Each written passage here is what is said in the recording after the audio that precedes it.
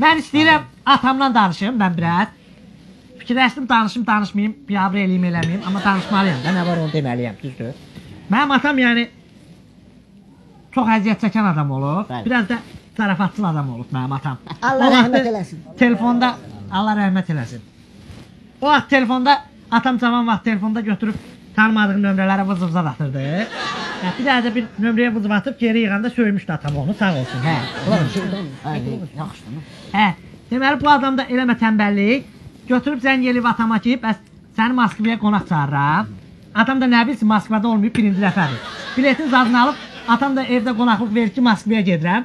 Elə sağ olsun, Moskvaya çatan kimi aeroportdan götürüblər atamı, aparıblar meşəyə, telefona zara çəkiblər, döyüb eləyiblər, paltarın canı soyundurublar atamı. Allah rəhmət eləsin. Yəni, atamın necə zarafatçıl olduğundan danışıram da. İndi elə mən bütün gün evdə axtarıram ki, o videonu tapım, YouTube çıxıb da, YouTube'a qoyun biraz atamı tanısınlar nə tərəfdir. Sənin atan hörmətli kişi olub, biraz onun yaxşı tərəflərindən. Hörmətli olmasa buradan Moskvaya apararlar, gizlidərlər. Yaxşı, nə zəhmət? Başqasını danış. Bu bayaq danışdığımı yaddan çıxardın. Başqasını danışıram. Mənim deməli atam bir dəfə dənizə gedib dostları ilə. Dostları da zarafatçı dostlar olub da, elə bir. Bu elə dənizdə çiməndə dostları eləmə tənbəllik götürüb bunun paltarını qaçıblar. Bu axşam vaxtıymış da çıxıb getmək istəyib, paltar olmuyor vaxt əynindən, ağarmalıdır. O yanda bir arvad böyle paltarını dəyişib şeye girəndə, dənizə girəndə atam eləmə tənbəllik bunun paltarını giyin qaç. Atam mənim atam, oğlan.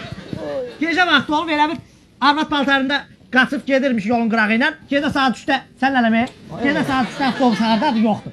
Bu da yolun qırağı ilə gedir. Elə 06 deyim, 07 deyim, saxlayıb buna siqnal verir, söz atır eləyir. İnan Allaha, həmin gün atam evə 1500 manat pulla gəlmiş. Yəni mənim atam belə kişi olur. Nə kişi danışırsan, dədəni niyə bir avr eləyirsən burada rəhmətli kişini? Mən çox üzr istəyirəm, hamıdan üzr istəyirəm. İndi ola bilər ki, hadisəni eşidib, hadisəni bilib, biraz qəhərlənib, olur da insan... Yox, olan söhbət deyirəm mən, dəqiq olur. Biraz psixoloji, yəni sarsıntılar keçirir bu insan. Çünki bilirsiniz ki, ata itirmək, əziz bir insan itirmək necə dərdli və ağır bir işdir.